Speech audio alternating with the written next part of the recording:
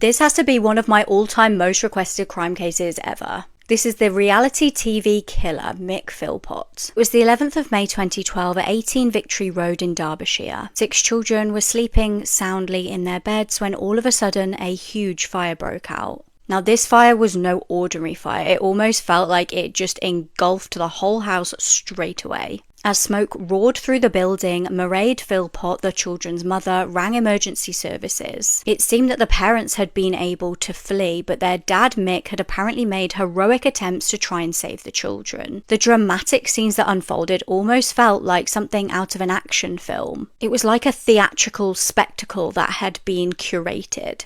And in a sick way, it had. But the consequences were deadly and very, very real. It wasn't long before the bodies of children inside the property were being carried out by emergency responders. Innocent little lives cut far too short. There was 5-year-old Jaden, 6-year-old Jesse, 8-year-old Jack, 9-year-old John, 10-year-old Jade, and 13-year-old Dwayne. 5 of them had died from smoke inhalation, and 1 was rushed to hospital and died at a later stage. And at first glances, you'd think Mick was a devastated dad. As the bodies were carried out by the responders, Mick actually had to be held back because he seemed so devastated. He was almost like lunging for his children's bodies. This appeared to just be a tragic accident, but the truth was soon revealed. Investigators quickly determined that this fire had been set intentionally, with petrol beneath the letterbox. And as the word started spreading about this horrific family tragedy, people started talking about Mick, the dad. It seemed his name was on everyone's lips. He was very notorious in the area. He was incredibly outspoken and provocative and had appeared on the infamous Jeremy Kyle show.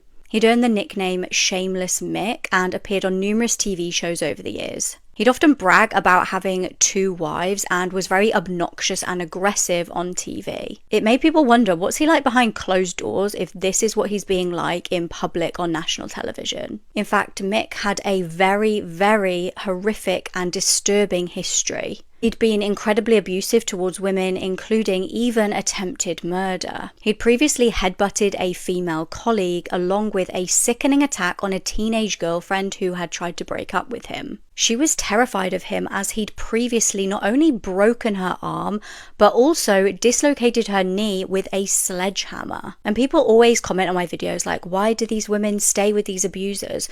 Well, because it usually gets much worse after they try and leave. And Mick did just that. When she said she was going to break up with him, he broke into her house, grabbed a knife, and stabbed her repeatedly in an attempt on her life. He then also turned the knife onto her mum. He was put in prison for this, but was then released, and his behaviour only escalated. And Mick was constantly having kids and not looking after them. He got married to his first wife but ran off with a 16-year-old girl.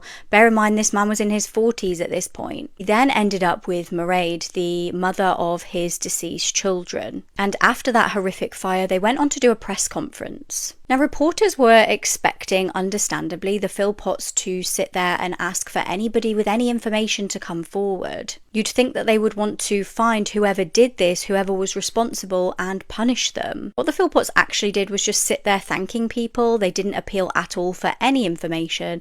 And in fact, Mick only asked one thing: to be left alone. Mick was kind of seen throughout the press conference holding this piece of scrunched up tissue. He was dabbing his eyes with it, but there were clearly no tears coming out. It almost seemed like a prop just to show that he was upset, because half the time he had it on his forehead. And it wasn't just this that was making police incredibly suspicious. Neighbours from across the road reported to police that they'd seen Mick during the fire outside pretending to cough, not rescue his kids. Police now had enough suspicions to try and set a trap to catch the Philpotts out. They were keeping them in a hotel because obviously the house had burnt down, but this was a great opportunity to try and get some evidence. They decided to bug the room that they were in. Shockingly, they caught Mick interrogating his wife about how convincing she'd been when she was lying to police. It also transpired that a friend of the pair, Paul Mosley, was also involved in the planning of this fire. Shortly after the tragedy, locals had also spotted Mick and his wife in a pub singing karaoke, dancing and getting drunk,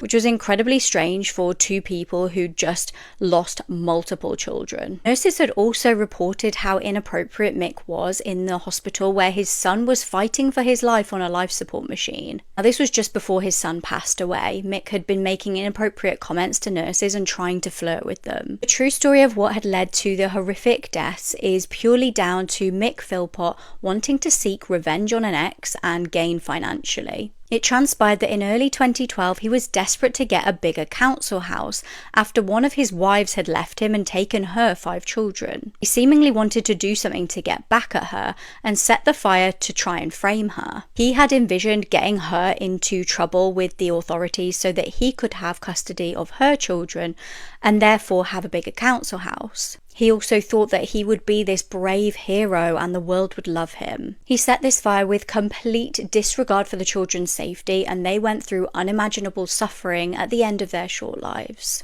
The local community really kindly raised over £15,000 for the children's funerals, but Mick was really not that interested in this. He was more interested in auctioning off the teddy bears that had all been left at the front of the house. He wanted to keep the money and told one organiser, "Shut up and just get on with it." Mick got given life in prison and Mairead and Paul got just 17, and I believe that they're now both free.